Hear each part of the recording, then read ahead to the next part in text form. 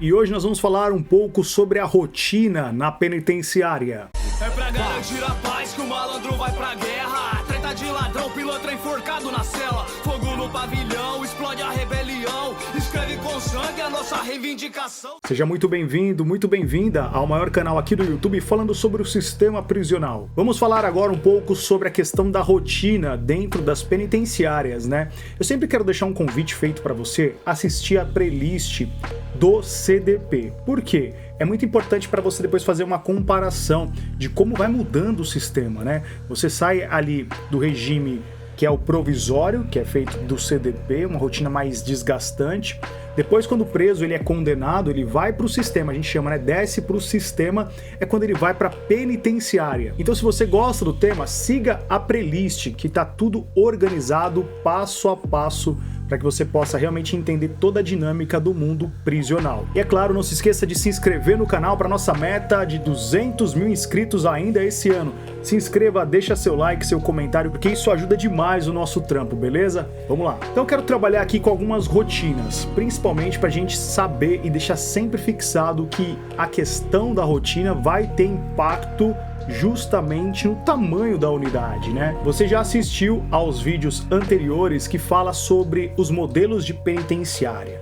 Então tem aqueles modelos maiores, tem aqueles mais compactos, tudo isso impacta diretamente na rotina. Se o cara der o azar de sair do CDP e cair numa penitenciária padrão CDP, basicamente a rotina dele vai seguir o mesmo ritual que é em CDP, ou seja, aquela rotina de sair da cela, banho de sol, muita dificuldade com o trabalho, espaço muito reduzido porque as cadeias são mais compactas, o pátio é menor, então assim, vai se repetir praticamente aquilo que o cara viveu lá no CDP, e pro cara que tá condenado, isso é terrível, é muito duro. Haja vista que ele sai do CDP acreditando que descendo pro sistema, indo por uma penitenciária, ele vai conseguir, como se fosse amenizar um pouco mais a sua rotina dentro dessa sua jornada de cumprimento de pena. E como ele não consegue controlar para onde ele vai, porque isso depende muito da Secretaria de Administração Penitenciária, ele fica basicamente na mão do Estado. É o Estado que vai definir qual vai ser a unidade que esse preso vai passar, tipo 2 anos, 3 anos, 5 anos, 10 anos, e aí depende muito, lógico, do tempo de cumprimento de pena dele. Então, para essas cadeias compactas, eu não vou aqui me aprofundar sobre a rotina, porque é a mesma rotina que você pode assistir lá na série CDP. E é claro que eu tenho que sempre reforçar que eu tô partindo aqui das unidades prisionais do estado de São Paulo. Logo, logo a gente vai acrescentar dentro da temporada penitenciária outras penitenciárias com algumas curiosidades e diferenças. Por exemplo, a gente vai pegar algumas de Minas Gerais, vamos pegar algumas do Rio, do Nordeste, a gente vai dar uma explorada um pouco nesses outros temas quando se fala de rotina, tá? Aqui são regras gerais, é o que acontece em 90% das penitenciárias. Voltando um pouquinho mais atrás, é interessante a gente pensar sobre como era a rotina basicamente nas unidades prisionais quando se fala de penitenciária.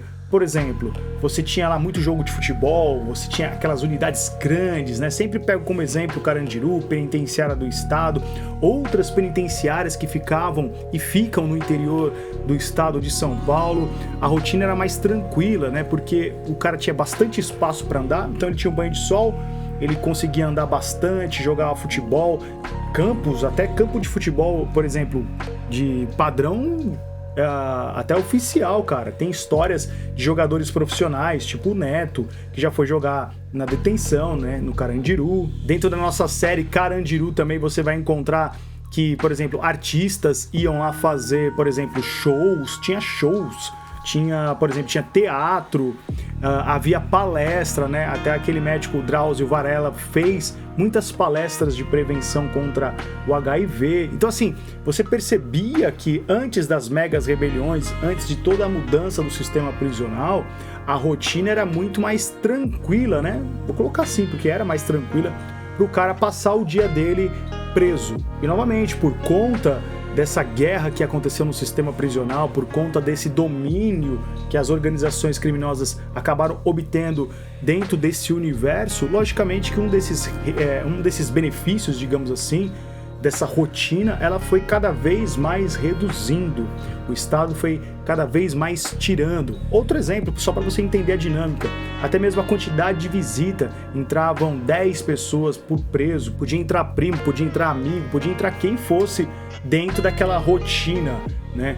Só que tudo isso foram preços que o próprio sistema teve que pagar, né? Quando eu digo sistema, é o sistema de visão de mudança, de essa questão de pacificação que acabou o crime organizado implementando na maioria das cadeias. Então, nas penitenciárias, basicamente, vai seguir uma rotina meio que assim, o cara vai lá, tem a contagem, né? A contagem é de praxe, então vai passar lá o funcionário, vai fazer a conferência das celas, cada unidade pode ter uma diferença nessa contagem, então vai acontecer ali na parte da manhã, às vezes ele vai pela matrícula, vai pelo nome, ou ele passa só contando mesmo. Enfim, cada funcionário tem o seu ritmo de implementar a forma que ele vai trabalhar naquela unidade. Então também ele vai ter ali o direito dos atendimentos, atendimento com o judiciário, atendimento médico, se ele precisar fazer uma requisição com o diretor, não que seja tudo fácil, o cara requisitou, por exemplo, uma audiência com o diretor, já vai. Não é assim, né? Ele já quer ir para a enfermaria, ele vai. Não, também não é assim, né? Tem ali os requisitos, tem que seguir ali toda uma ordem de chegada, não é tão simples, é só um dos direitos que ele tem. Uma coisa diferente que tem, principalmente nas penitenciárias que não tem, né, na maioria dos CDPs, é realmente uma assessoria jurídica ali, que a gente chama, né, tipo, como se fosse um advogado da própria unidade que vai ajudar na orientação, de repente, para a questão de dúvidas de processo. Não é que, cara, a gente tem que entender a precariedade da coisa, não é que por ter isso o cara lá, a assistência jurídica é maravilhosa. CEMIC, conhecido em muitos lugares, né? O cara vai lá, a gente fala, né? Manda um pipa pra CEMIC pra ver se de repente ele tem ali uma informação do... tem preso também que é chato pra caramba, né, mano? Às vezes o preso está condenado a 10 anos, por exemplo.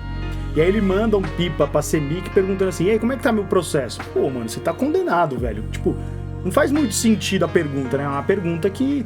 Mas até dá pra entender. O preso, ele não tem, assim, uma noção do direito, né? Ele não tem uma noção de como funciona. Ele pensa que vai ter uma movimentação, ele vai ganhar algum benefício. Se você não entrar com algum recurso, se você não buscar algum caminho, né, para tentar amenizar aquela situação sua processualmente falando, logicamente que, tipo, não há nada que você faça ali, que você peça, que vai ter uma mudança de forma efetiva. Por isso, se você tem algum familiar preso, eu recomendo que você vá assistir as 4 aulas gratuitas que eu tenho no meu site dentro da Chaves para a Liberdade.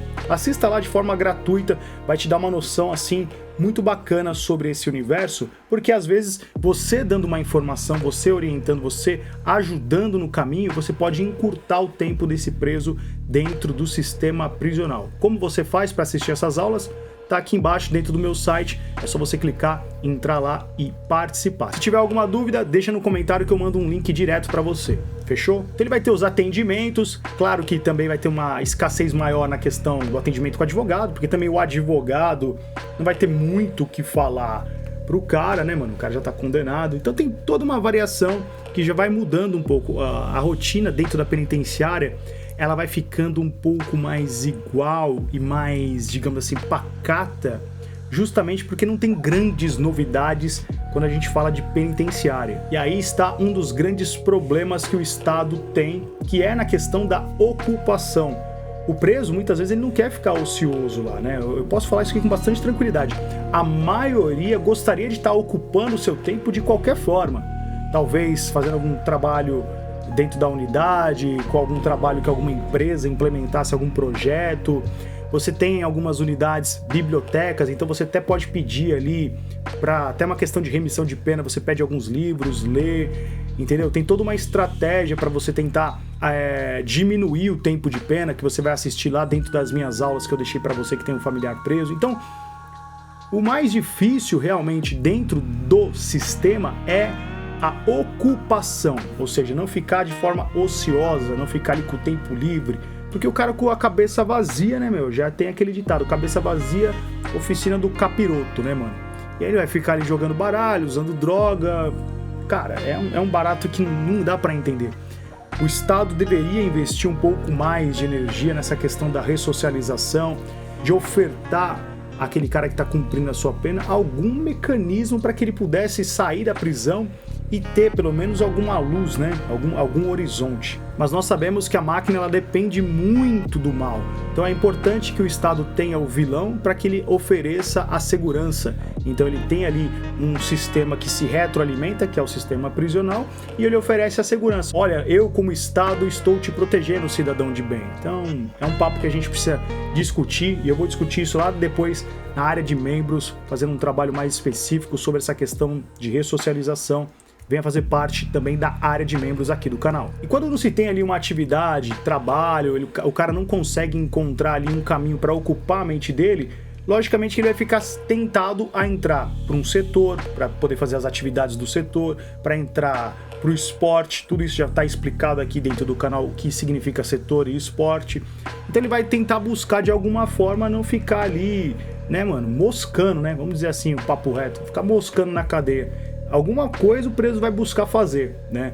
Tentar ocupar a mente dele de alguma forma, porque a rotina ela é muito massacrante, né, mano? Ela é uma rotina que vai, assim, dilacerando a sua mente, e se o cara não tiver um cuidado, ele enlouquece. Essa aqui é a real. E muitas vezes o próprio preso não tem ali uma sabedoria, um conhecimento para entender que ele tem que buscar formas de entrar dentro da remissão de pena, mano. Porque se ele consegue entrar na remissão de pena, logicamente que ele vai diminuir o tempo de cumprimento, ou seja, o tempo que ele vai permanecer trancado. E lembre-se que eu tô falando aqui em linhas gerais. Logicamente que a gente vai ter uma diferença de rotina, por exemplo, num RDD, você vai ter uma diferença de rotina num CR, né? Você vai ter uma diferença de rotina em algumas cadeias de castigo. Quando a gente fala de cadeia de castigo, é aquelas cadeias, são as penitenciárias mesmo. Por isso que a gente vai ter que explorar cada tema desse separadamente. Não dá pra falar assim, aqui em um vídeo, ó, gente, assim, essa fica tudo bagunçado, mano. E o objetivo desse canal é deixar a informação do sistema prisional mais organizado possível.